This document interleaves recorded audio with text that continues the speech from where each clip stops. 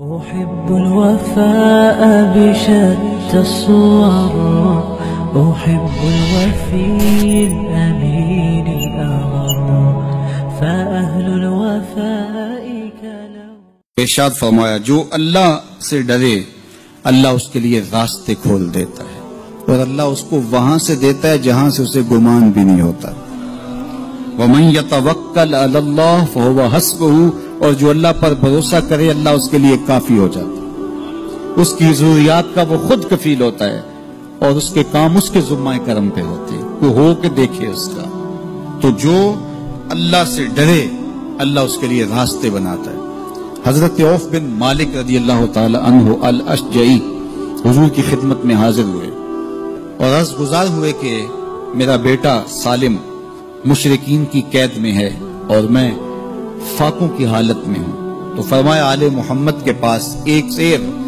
جو ہیں، بس اس کے علاوہ ہمارے پاس بھی کھانے کے لیے دنیاوی اسباب نہیں ہیں۔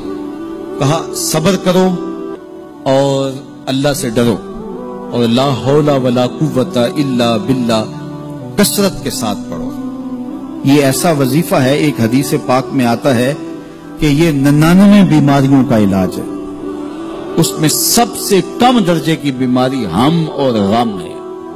یہ دکھوں کا مداوع ہے، مشکلات کا علاج ہے، اور یہ وظیفہ میرے حضور نے بتایا۔ حضرت ابو ذر غفاری رضی اللہ تعالیٰ عنہ کو حضور نے 5 چیزیں بتائی تھی، ان میں سے 5ویں چیز یہ تھی کہ ابو ذر کثرت کے ساتھ لا حول ولا قوت الا باللہ پڑھا کرو۔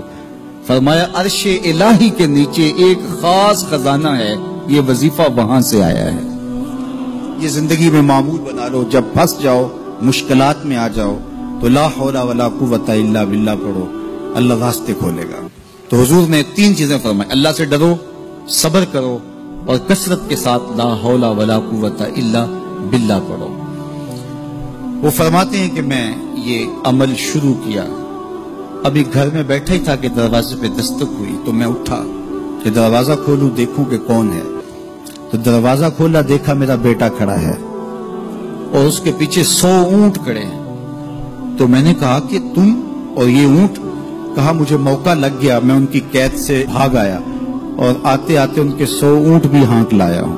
وَيَرْزُقْهُ مِنْ حَيْثُ لَا يَحْتَسِبُ، وہ تمہیں وہاں سے رزق دے گا جہاں سے تمہیں گمان بھی نہیں، اس کے ہو کے تو دیکھو۔ اللہ اکبر،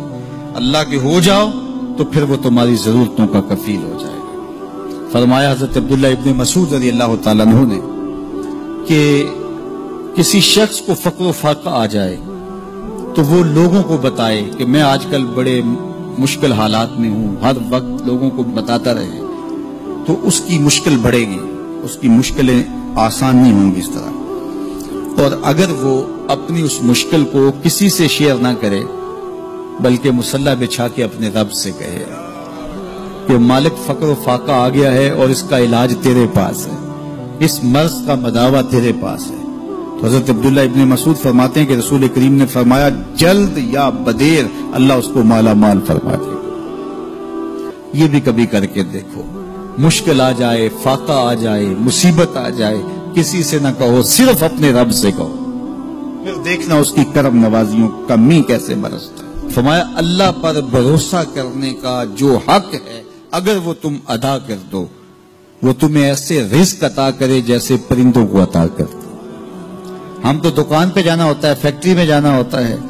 ہم اپنے کاروبار پہ جانا ہوتا ہے، نوکری پہ جانا ہوتا ہے، مزدوری پہ جانا ہوتا ہے، ہمیں پتہ ہے کہاں آج صبح جانا ہے، لیکن پرندوں کو کوئی پتہ نہیں ہوتا کہاں جانا ہے، راس المال بھی نہیں ہوتا، لیکن صبح نکلتے ہیں، شام کو کبھی بھی خالی پیٹ نہیں آئے۔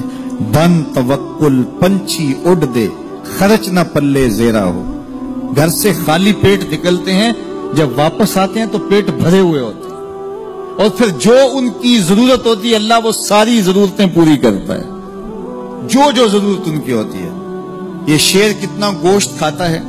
اللہ روز اسے دیتا ہے، یہ ہنس روزانہ سچے موتی کھاتے ہیں، اور آپ مارکیٹ میں لینے جائیں لاکھوں روپے لگا کے تولے ماشے کے حساب سے آپ خریدتے ہیں، پھر بھی آپ کو